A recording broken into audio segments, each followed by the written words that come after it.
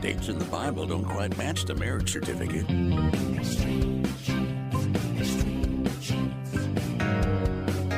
Uh-oh.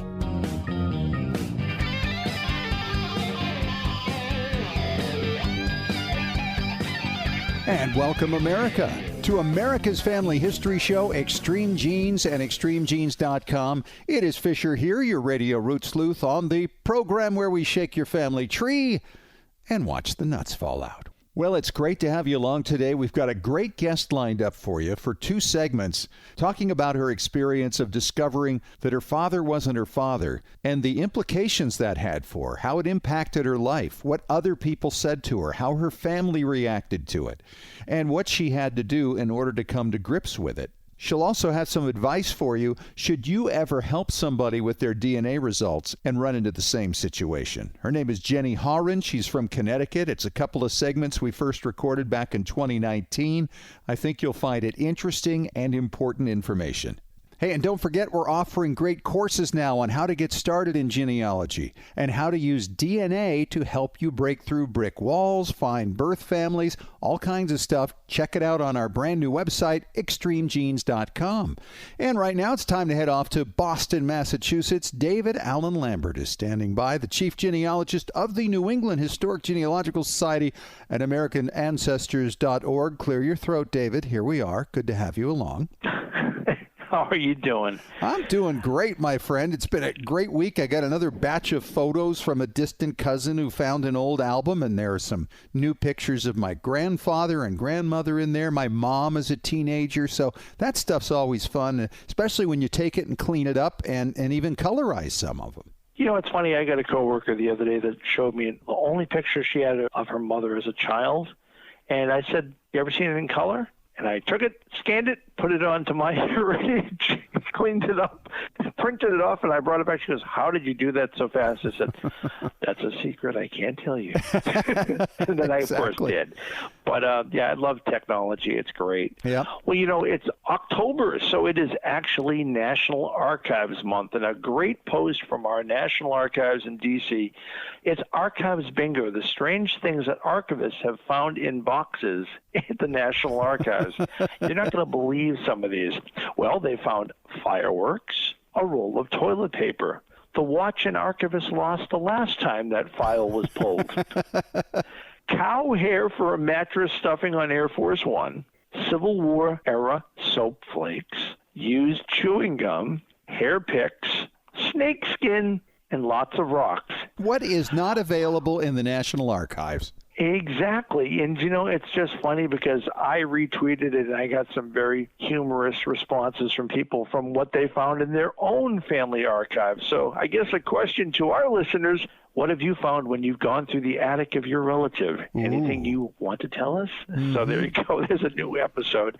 Yep. Well, we're going to take a small break here and go to Jerusalem for our first bit of family history news, where a little digging has revealed one of the oldest toilets found in Jerusalem. It's 2,700 years old, not currently working, but this old throne of a potential king of Jerusalem, as they may have used, has added some new mystery to history. Yeah, that mystery is, how do you use that thing? I mean, have you seen the pictures of it?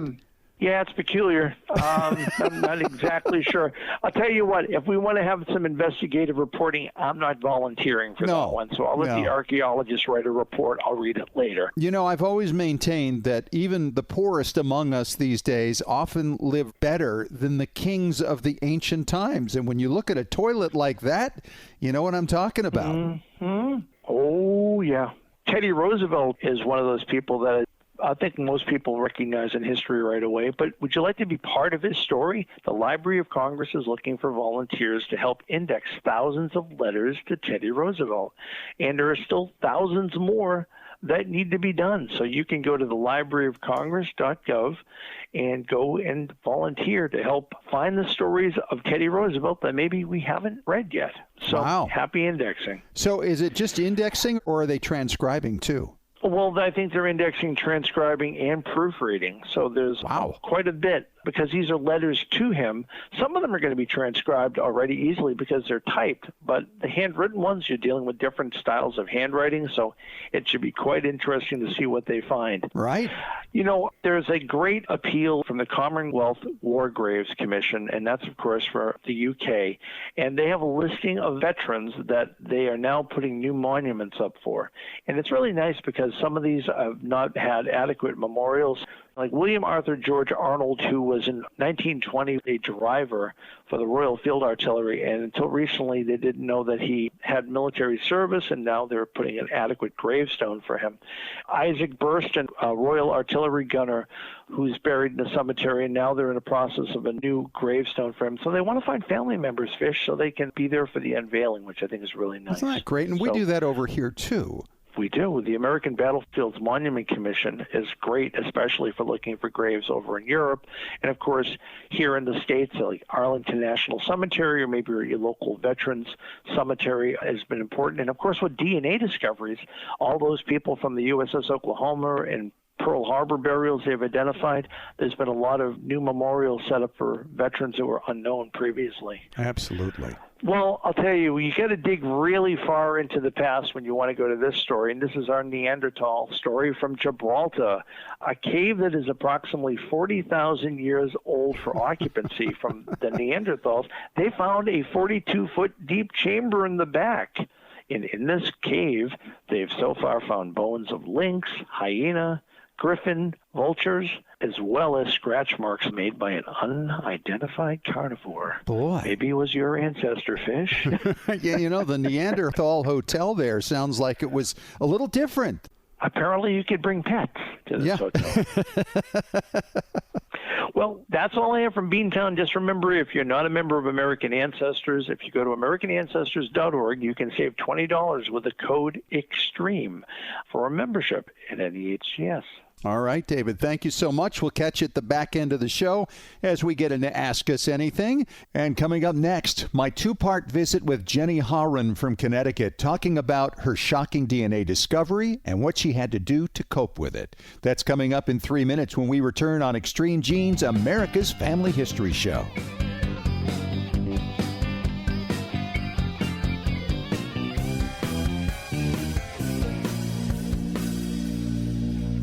Hey Genies, it's Fisher here, and my shiny new ExtremeGenes.com website has been described as having that new car smell.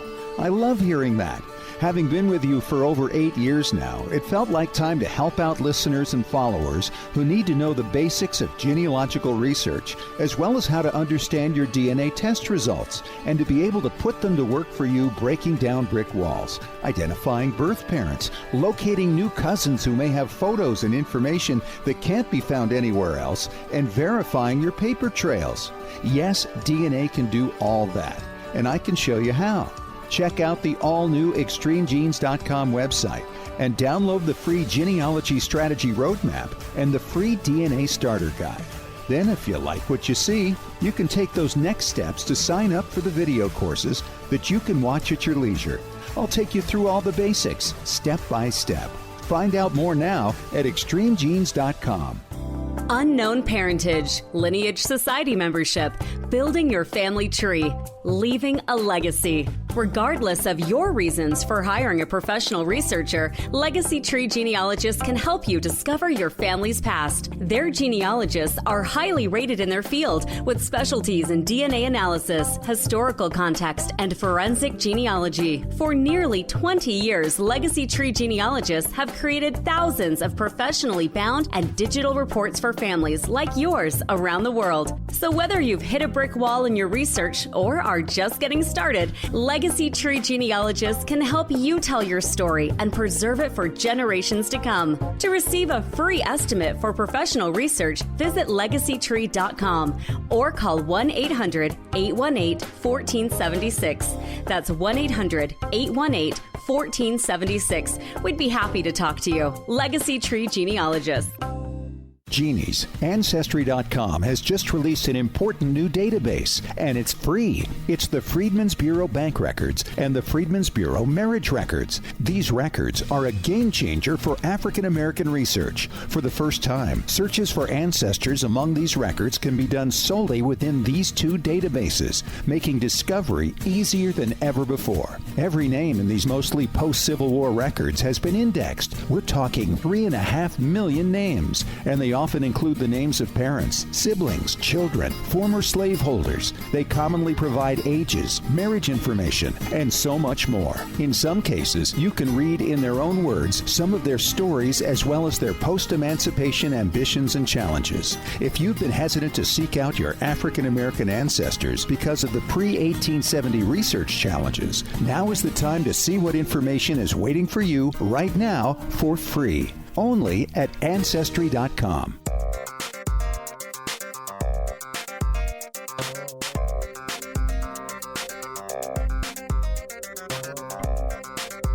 You know, the day may come as a genie where you help somebody with their DNA test and then realize something isn't quite what was expected. Hi, it's Fisher, your radio root sleuth. It's Extreme Genes, America's Family History Show.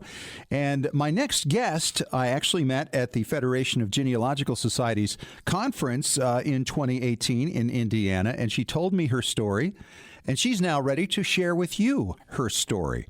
And it's a fascinating one, and it actually has implications for any of us who may, out of the blue, have occasion to help somebody else with their DNA problem and a surprise result. And Jenny Hawran's on the line from Connecticut. How are you, Jenny? Nice to have you. Hi, Scott. Thanks for having me. So let's start with the process here. You got into DNA how long ago? I mean, genealogy I've been into for about 25 years. DNA, I actually had very little interest in, but it was about 3 years ago that I took my first DNA test. And you tested with whom? My first test was with Ancestry. Okay. And I was just interested in finding out ethnicity. Everybody was doing it at the time. And I said, all right, let's do this. It'll be fun. And I got the results, and they were pretty much what I expected. And I just kind of left it there for about a year. I didn't really even look at it again. It wasn't really my area of interest. And then you went on and did it again. So, yeah, about a year later, I was at a genealogy conference, and the new thing everybody was talking about was 23andMe and the health reports. And I said, this sounds kind of fun. This is kind of different. Let's do that one. And while I was there, they had a great sale, and I said, I should pick one up for my brother. My dad had passed away at that point, and they say it's good to get all your siblings done. So I picked one up for him and brought it home and said, here, do this. And I'm going to do it too. Okay. And I'll share the results with you. And so what happened from there? We got the results back, and they were pretty much what I expected. Again, British, Irish, Scottish were all kind of lumped together, and we had some French and some German. Nothing, again, extraordinary. He had similar numbers, always different with siblings. So I said, well, that's good, that's fun. And then one night, I was kind of just going through the 23andMe site. I was sitting in my bed with my iPad, and I clicked on a tab that said, match your DNA with someone else. And I was not interested at all in the science of this or centimorgans or anything like that. And I wasn't interested in finding cousins or having cousins find me, because as far as I knew my lineage. Sure. My dad just had one sister who did not have any biological children, and my mother had one sister who had 2 biological children. I'm like, that's your cousins. Yeah, I'm not. I was like, yeah, and I just said, but let me, just in case somebody finds me or something, I should know what I'm talking about. And so when I compared my brother and I, all the scientific stuff came up, and I was like, yeah. And I kind of went down lower on the page, and it said, estimated relationship, half sibling. Ooh. And I can't explain it unless you've gone through it, but it's a feeling that when they say that the floor drops out from under you, that's an understatement, because I just looked at it and I was stunned. I was just like, what does this mean? And then my first reaction was that I wasn't understanding it correctly. Mm-hmm. My second reaction was my brother somehow messed something up and didn't do this right. Yeah. It had to be. There had to be an explanation other than what it looks like. Right. And at the same time, there was this pit in my stomach, and I just knew, and I was just devastated. I was like, sure. All right, I'm going to prove this wrong. And I didn't tell anybody for over a year. I kept it to myself. Wow. Yeah. I couldn't believe it. And I wasn't going to believe it. And I'm the kind of person that I need all my answers, as many answers as I can, before I start telling other people. And so really in that year, I was mostly in denial, but I was also like, I've got to figure this out because this can't be right. This Sure. can't be right. So I had all my other siblings test, didn't tell them the reason why, of course, and they all tested, and they all matched up as full siblings to each other, and they all matched up as only half siblings to me, and I'm the youngest. Oh, wow. And so it just got worse and worse as these results came in. I just was hoping, and then I didn't completely accept it until I tested my father's first cousin, who was an elderly woman. God bless her. I didn't tell her why. She was like in her 90s. And I said, would you do this for me? I'll send you the results. And she was wonderful. We did genealogy together. She shared a lot of my dad's stuff with me, and she did it. And when I got those results, I compared her with my brother first, and they shared the DNA that they should have. And then I shared her with me, and we shared no DNA. No DNA. It's time to talk to Mom now. Yeah, and that was when I knew, and that's when it really, really hit me. But I didn't talk to my mom then. I still kept it to myself. Oh my gosh, that's a lot to keep inside. Yeah, it was. My mother, we just had moved her back up here to Connecticut. She had lived in Florida. She had some health problems, and I had to have that conversation in my head first before I had it with her.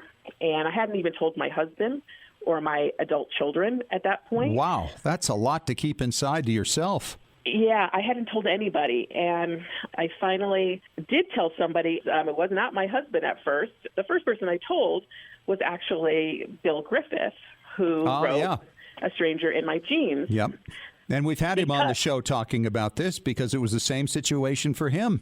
Great guy. Great guy, and we've become very good friends. I'm very grateful for him because finding his book and then contacting him, just finding somebody who, shared what I was going through, it gave me the courage, really, the validation to just say, okay, I'm going to be okay. Like, Bill is on the other side of this now.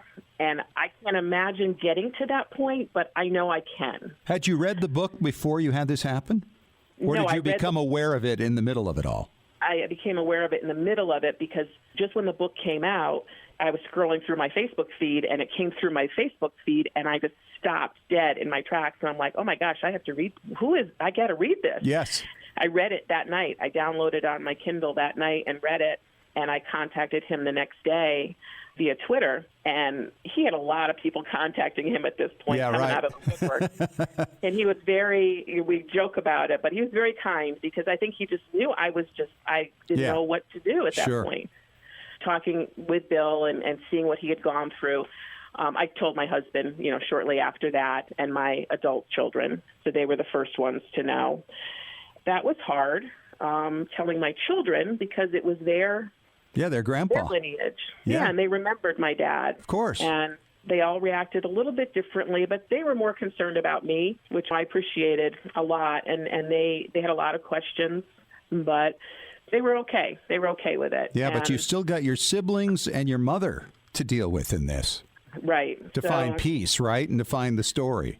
Right. And so I knew once I got those results from my dad's first cousin that I was not related to her, I knew who my biological dad was. I remembered this person from when I was a child through the time that I was maybe 15 or 16, and I just said, it has to be him. It has to be. And was there a relationship with the family that continued on that you knew him from that? Not with the family, but with him. My parents did divorce. And I remember my biological father coming over and visiting my mother, and I just remember him in and out of our lives. So then it was time to confront my mother. That was probably the hardest thing because she was ill at the time. But I talked about it with my husband, and I talked about it inside my own head, and I said, if I let her die without asking her something about this, I'm always going to regret it. Yes. I have to. Right. And I was afraid that it would make her sicker and all that, but I just said I have to do it. So I went over there. You're owed that. It's your identity. Right. Just a quick backstory on that. I made my mother take a DNA test during this whole process because your mind goes in all kinds of weird places. And I'm thinking, maybe I was adopted. Maybe she's not my mother. Oh, wow. You know? Yeah. And she was. But, of course. Well, she had to be for the siblings to be half-siblings. Yes, but they took all those at the same time, and I was relieved because I'm like, okay, like my world isn't crazy enough. I don't need to deal with that too. Sure. So I went over to her place and said to her, I want to tell you something that I found out. And I said, you remember I did that DNA test? And she was shook. I swear she knew what I was going to say. Sure, of course she did. She started shaking, and I said, I found out that Dad isn't my biological dad. And she didn't say anything for a good minute, and then she said, I wasn't ever going to tell you. And I said, well, okay, I got that. And her feeling was that, why did I need to know? I had a dad. I had a dad who I loved and who loved me, and she just didn't think it would help anybody if I knew. Sure. And then when I told her who I thought my biological father was, she was stunned. She was stunned that I had figured that out. And then I tried to ask her. She really did not want to talk about it. I could tell she was embarrassed, and she didn't want to talk about it, but I think we talked about it maybe 2 or 3 more times, and I was able to get some information out of her, but she did not want to talk about it. And a lot for her to process, too, I'm sure. Rocked her world as much as yours. We've got to take a break, Jenny, but I want to continue this conversation into another segment here and talk about how people have tried to help you through this and maybe some advice you can give to others as they experience friends or relatives who make similar discoveries. Can we do that? Sure. All right, coming up next in 5 minutes on Extreme Genes, America's Family History Show.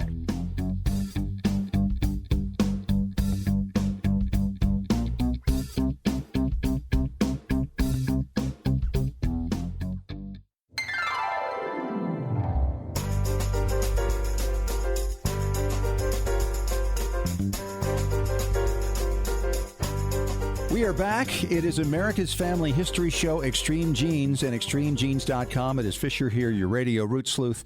And I've been talking to Jenny Hawran out of Connecticut about her shocking DNA revelation just a couple of years ago, where she discovered that her dad was not her dad. And she kept it as a secret for many years, then finally confronted her mother, who admitted it. She reached out to Bill Griffith, the news anchor, who had written a great book about the same thing that happened to him called The Stranger in My Genes.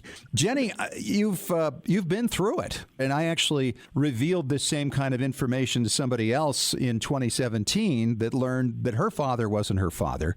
And she's still dealing with the aftermath of that. And I know that you have a lot of friends and family that undoubtedly did everything they could to support you through this adjustment. Because let's face it, there's a real problem here. There's kind of a dichotomy, because what in your life has changed, right? You've had the same childhood. Nothing changed from that. You had the same relationship with your late father. It was a good one. This was all something that happened before you were born, and yet everything has changed. So nothing has changed and everything has changed because it's two different things, right? Memories versus identity. And that's the thing. What people don't realize when they're trying to be very kind and saying that nothing has ever changed, it is the furthest from the truth, because you cannot go through this process and not be profoundly changed, because the very essence of who you are, the foundation of who you are, you get your identity from your parents. And when one half of you is gone, the people that you thought you came from, you don't anymore. It doesn't mean you don't love them and they didn't love you, but you identify a certain way, and now that's gone. And even if you know who your birth father is, it's not like they take the place of that loss. Couldn't They're possibly. Strangers. Yeah. They're strangers to me. I don't know them. I haven't shared my life or life stories with those people. So you're left with this empty hole that is just gone. And so, people have been great that I've shared this with. And I tell them, thank you for saying that, but things have changed. And it's a grieving process you have to go through to kind of accept that this is your reality. This is what happened to you. And to some extent, it's a longer grieving process than if somebody had just passed away, because not only is your dad gone in a certain way, he's physically gone, now his legacy is gone to some degree, right? Right. And you're trying to figure out, well, just who am I now, right? And you don't belong to this birth family. Right. And in my case, my ethnicity changed. All of a sudden, I'm Irish, and I was never Irish before. There was not one Irish person in my genealogy. And all of a sudden, I am 77% Irish, and it's like, what do I do with that? I mean, I don't know. So people reach out to me and try to say the right things, and they do. Nobody ever says anything wrong, but it's almost like you have to be around people that have experienced it, just like any support group. Yes. Because they're the ones that understand that loss. Now, have you gone onto the social media support groups? I have. I recently just joined the one started by Catherine St. Clair on Facebook, and that is a secret group. And the reason I actually just went on it a few months ago, because that's when I revealed to my siblings. And I think once I told them, I think it just really brought all of this up, because I'm about 3 years into this process, and I'm still reeling from it. And telling my siblings just kind of brought it all up. And I'm like, I need something more. I need to go talk to somebody that understands. So I joined this group. And they're tremendous. There's almost 5,000 people. Amazing. In this group. Yes, they're amazing people, and it's growing all the time. It is growing. And some stories are much, much worse than mine. I feel lucky compared to some of them. There was an aspect of love between my mother and my biological father, even though they were both married. I'm not romanticizing it at all. It's just I feel, and I grew up in a wonderful home and dad that I adored. So I try to look at it that way, that it could have been worse, Yeah, and that's right. And I wouldn't be here otherwise. So. Right. Yeah, that's right. And that's the other aspect of this, is when you find out you have a different birth father and you're angry at this person for intruding in your life, because it's hard to imagine that, well, without that person, you wouldn't be there. That's another dichotomy, right? Right. Well, I'm the family genealogist. I have all the old albums, everything, and you feel immediately disconnected, in my case, to the genealogy that you've worked 25 years on. And that's sad. And I still want to be the keeper of these things because I loved my dad, and Sure. I know that he loved them. But when I look at my biological father's side, and I'm doing it, but it's almost like there's no connection to these people. And so I'm more just doing it to document it at It's this a point. disconnect. I get that. What advice would you give to people specifically? What things just caused you to just clench your teeth the most that people would say when you discuss this with them? I would say when people are a little bit dismissive about it and they say, nothing's changed, your dad was still your dad, and they kind of minimalize it because it's more comfortable. I think more because it's more comfortable for them, and they kind of don't understand what a life-changing thing. So that's probably the biggest thing. I think if people want to reach out to someone who's going through this, I think that they really need to listen and just let the person tell you the loss that they're feeling, because it's just something that we want to talk about so that you understand that it's not easy, and it's probably going to be many years to deal with it. Yeah. Have you been through counseling? Not officially, no, but I definitely recommend it. And I think for a lot of people in this Facebook group, I know a lot of them have. I've had a very supportive family and friends that have really, really helped me. And some people don't have that, and so I definitely would recommend that. Sure. And what about your relationship with Mom now? Well, Mom has passed away, and after I confronted her, it was, I wouldn't say strange, but I would say that I think she was always a little fearful I might bring it up. So I only talked about it when my other siblings weren't around. But I kind of got to the point where I knew I wasn't going to get any more out of her. So, yeah, I was never angry with her for some reason. I just wish that she had told me more. I wish that she had, once she fessed up, I wish that she had just told me everything. But I forgive her, and I didn't live her life. I can't judge another person when I wasn't there at the time. And again, I wouldn't be here otherwise. That's right. Yeah. I try to look at it that way. And what about any connections with the birth family? Well, the bizarre thing is that I do know who my half-siblings are on my biological side. We live in a small enough community that I actually worked on an event with them, and in the middle of this event is when this whole thing kind of exploded, and I realized who my birth father was. So, that wasn't bizarre enough. And then I felt a lot of guilt because I knew who they were at that point, and they didn't know who I was. They didn't know I was their half-sibling. And they remembered me as a child and remembered my mother. As a family friend, yeah. And so it was just all very bizarre for me and unsettling. And I just decided at that point that I don't have any plans at this point to reach out to them. I'm kind of hiding in plain sight. Right, because they could test at any time and discover you. And then I will welcome that conversation, but I feel like I just don't want to go there. I don't want to disrupt their life, especially I know how they felt about their father, who they revered and adored, and I'm not sure that I am ready for that conversation. Sure. So. I bet. It's unbelievable. She's Jenny Hawran. She's out of Connecticut. And Jenny, what an ordeal. But thank you for the advice. I think it's useful. A lot of people are going to need it who are listening right now who have no idea they're going to need this in the next few years as more and more people test. Thanks for coming on and sharing your story. Thanks for having me, Scott.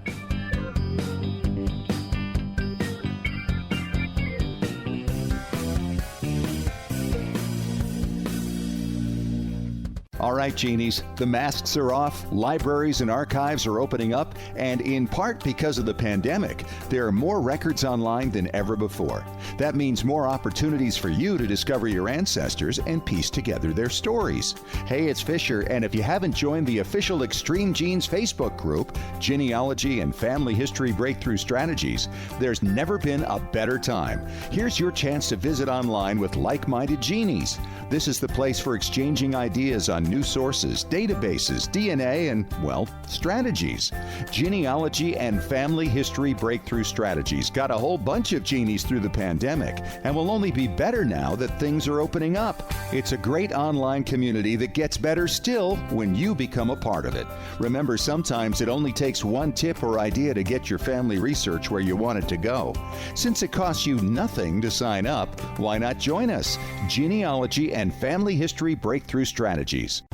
Unknown parentage, lineage society membership, building your family tree, leaving a legacy. Regardless of your reasons for hiring a professional researcher, Legacy Tree Genealogists can help you discover your family's past. Their genealogists are highly rated in their field with specialties in DNA analysis, historical context, and forensic genealogy. For nearly 20 years, Legacy Tree Genealogists have created thousands of professionally bound and digital reports for families like yours around the world. So whether you've hit a brick wall in your research or are just getting started, Legacy Tree Genealogists can help you tell your story and preserve it for generations to come. To receive a free estimate for professional research, visit legacytree.com or call 1-800-818-1476. That's 1-800-818-1476. We'd be happy to talk to you. Legacy Tree Genealogists.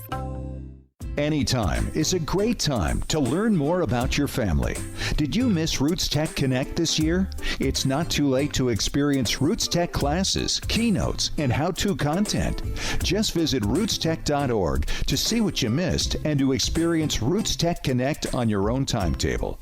Select inspiring and insightful messages that will help you in your pursuit to connect with and share your family story in new ways. You can then use the free resources found at Family FamilySearch.org or the Family Search Family Tree app to have a deeper personal experience getting to know your family, past and present. Connecting with family and learning about your ancestors provides healing, peace, and a sense of belonging. And it's easy to share what you learn with others to help and inspire them as well. Visit rootstech.org for some inspiration or visit FamilySearch.org to continue on your journey of family discovery today.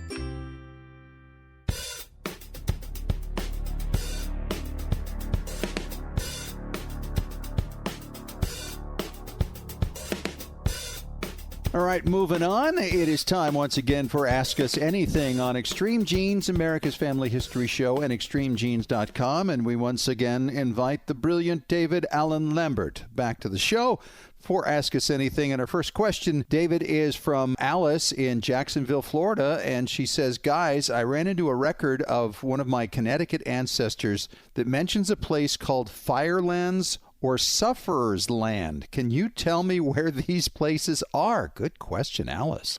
Ooh, I haven't heard that one in a while. Well, actually, it starts off with people who are living in Connecticut. Now, during the Revolutionary War, when the British, led by a great guy named Benedict Arnold, burnt and destroyed land along coastal Connecticut. So what happened was this land was then a loss for these people, and they wanted to get paid back. So how did they get paid back? Well, you know how poor the American government was at the onset of the new nation.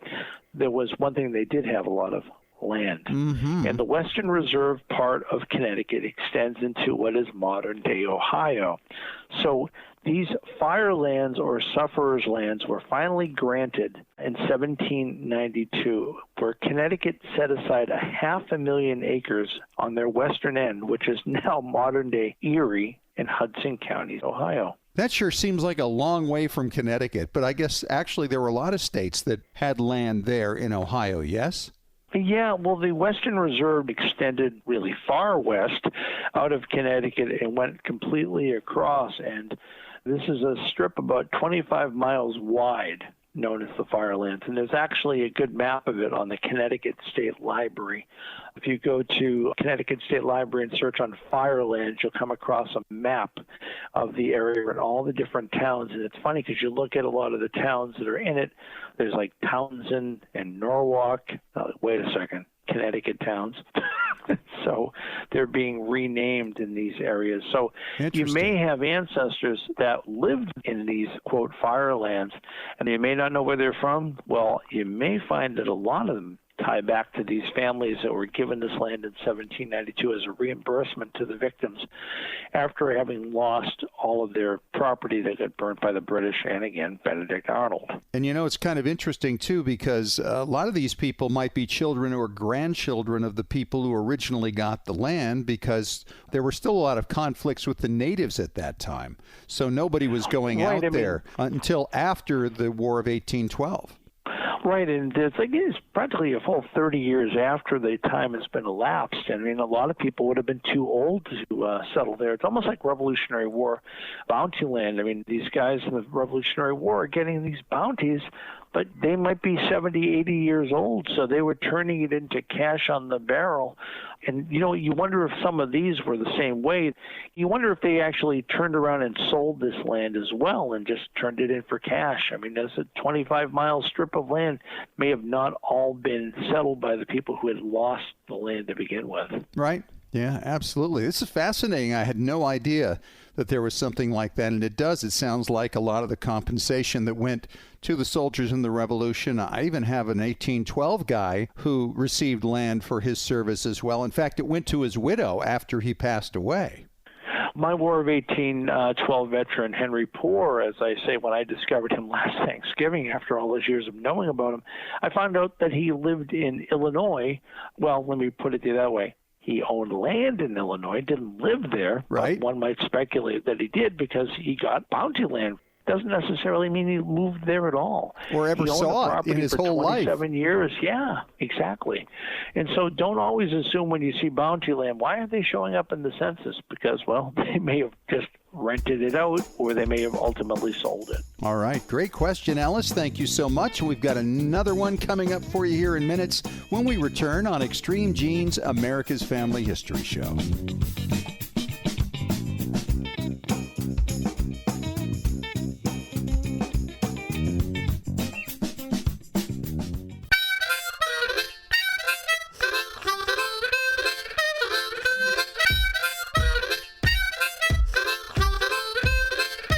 All right, one more time around for Ask Us Anything on Extreme Genes, America's Family History Show.